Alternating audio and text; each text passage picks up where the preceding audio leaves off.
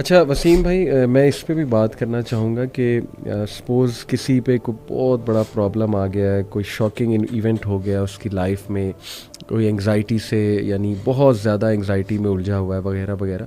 What are some of the things हम list down करें जो उसे हेल्प करेंगी? मैं सबसे पहले बताना चाहूँगा आपको कि मेरे नज़दीक ना वसीम भाई, एक्सेप्टेंस जो है इट इज़ वेरी इंपॉर्टेंट। सुभान अल्लाह, बेशक। यू हैव टू एक्सेप्ट के you are in that situation. बिल्कुल। और ये अल्लाह की तरफ से, देखिए ना, हमारा कदर पर जो ईमान है वो सिर्फ ये नहीं है कि हाँ जो खैर आई जा रही है वो ही कदर है। अल्लाह की तरफ से अगर अल्लाह आपको टेस्ट कर लेता है, कोई चीज़ आप लिखी हुई थी वो आ गई है आप तक, तो उसको भी एक्सेप्ट करना, ये मेरा ख्याल it is the first step towards moving to a positive path. क्या आप समझते हैं? बिल्कुल। उस दिन एक साहब आए, वो कहते हैं कि मैंने ज़िंदगी में कभी स्ट्रेस लिया ही नहीं। तो मैंने कहा सर क्या करते हैं, बगैर स्ट्रेस के तो आप जिंदा ही नहीं रह सकते। सही सही। फिजियोलॉजिकल एंग्जाइटी ये तो आपको जिंदा रखने के लिए ज़रूरी है। बिल्कुल। एंग्जाइटी और स्ट्रेस सिर्फ उस बंदे को नहीं हो सकता जो कब्र में दफन है, जो बिल्कुल, बाकी जो जिंदा है ना। तो मैंने कहा इसको एक्सेप्ट करें। ये आपका बड़ा खतरनाक जुमला था जिसकी वजह से आपका चेहरा कोई और कहानी बता रहा है। आपकी जुबान जो है वो एक्सेप्टेंस में है ही नहीं, वो एक्सेप्ट कर ही नहीं रही। तो सबसे पहला काम कि जी बिल्कुल मैं बीमार हूँ, लेकिन बीमारी की शिफा मौजूद है। क्या बात है, आपने एक्सेप्ट करना है। हम जो है ना वो डिनाइल में रहते हैं। सही सही कि नहीं मुझे किसी हेल्प की ज़रूरत ही नहीं है। बिल्कुल सही। ऐसा बिल्कुल भी नहीं है। बीमारियां आती हैं, जिस तरह सेहत अल्लाह का बहुत बड़ा इनाम है, वैसे ही बीमारी भी अल्लाह का बहुत बड़ा इनाम सही है। बात, सही बीमारी से पहले ज़िंदगी अपनी लगती है, बीमारी में अल्लाह की लगनी शुरू हो जाती है। अल्लाह से आप इतना स्ट्रॉन्ग जो है वो आपका वो ताल्लुक बन जाता है। बल्कि और रसूलुल्लाह सल्लल्लाहु अलैहि वसल्लम की हदीस है जिसका मफहूम है कि जब तक इंसान बीमारी के काबू में रहता है, उसके हर लम्हे पे नेकी लिखी जा रही होती है। बेशक, अल्लाह बेशक, ताला। बेशक। तो ये अगर हम जो है उस बीमारी को भी अल्लाह के रेफरेंस से देखें जी जी, तो हम उसको बिल्कुल प्रॉपर तरीके से एक्सेप्ट करेंगे। सही बात। और आहिस्ता आहिस्ता इंशाल्लाह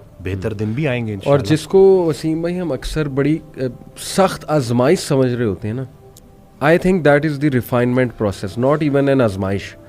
आजमाइश तो देखे ना, अम्बिया पे कैसी कैसी आजमाइशें आई हैं। हज़रत अयूब अलैहिस्सलाम, हज़रत याकूब, हज़रत इब्राहीम, मतलब हज़रत सारा बांझ हो गई और फरिश्तों ने जब न्यूज़ दी, गुड न्यूज़, तो इवन शी कुडंट बिलीव कि ये कैसे हो सकता है। तो हम तो सोच भी नहीं सकते ना उन आजमाइशों का जो अल्लाह ने अपने प्यारों को जिस तरह से आजमाया। आई बिलीव कि वो रिफाइनमेंट प्रोसेस, अल्लाह रिफ़ाइन कर रहा है आपको। अभी रिसेंटली वसीम भाई एक मेरे पास एक सिस्टर का मैसेज आया, तो काफ़ी परेशान थी। शी सेड के मेरे ट्विन्स बच्चे हैं, और भी हैं 2-3 और बच्चे भी हैं उनके, लेकिन दे वर द फर्स्ट बॉर्न, ये ट्विन्स जो हैं दोनों बेटे हैं।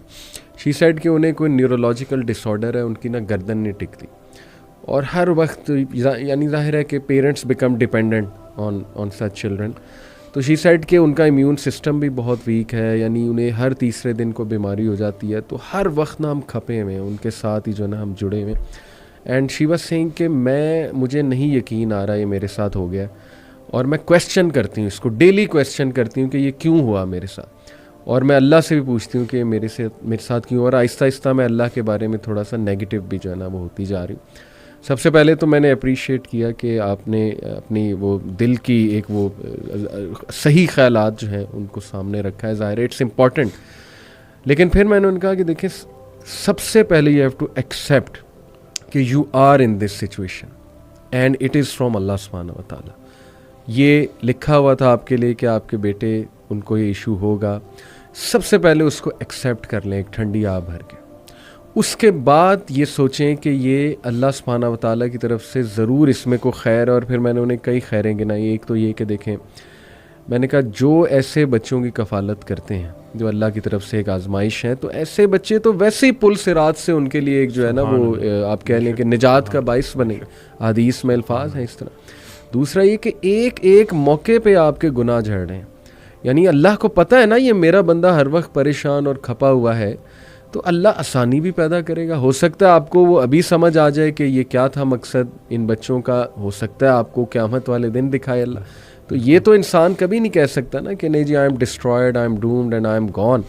कई लोग हैं वसीम भाई, मैंने उन्हें मिसाल दी उनकी कि अगेन ये भी मिसाल मेरे वो जो क्लोज़ रिलेटिव हैं उन्होंने ही बताई, उनसे मेरी ये गपशप लगी रहती है माशाल्लाह, जैसे अभी आपसे लगा रहा, तो उनके पास भी काफ़ी एग्जांपल्स होती हैं, तो बड़ा मज़ा आता है उनके पास बैठ के। उन्होंने अपने एक और दोस्त की बात बताई कि उनको जो पहला बेटा हुआ वो हैंडीकैप था।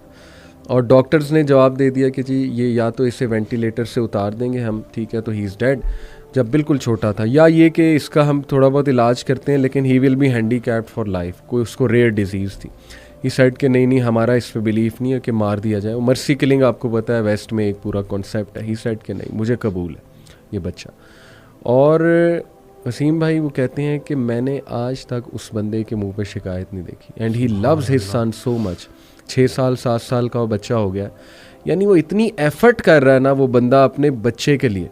उसने घर भी ऐसा ख़रीदा जिसमें लिफ्ट लगवाई, ठीक है, वो लिफ्ट से अपने बच्चे को नीचे लाता है, गाड़ी में सीट ऐसी बनवाई कि उसका बच्चा बैठ सके कंफर्टेबल, यानी he is doing so much for his child. Do you think अल्लाह ताला उसकी तमाम एफर्ट्स वेस्ट कर देगा?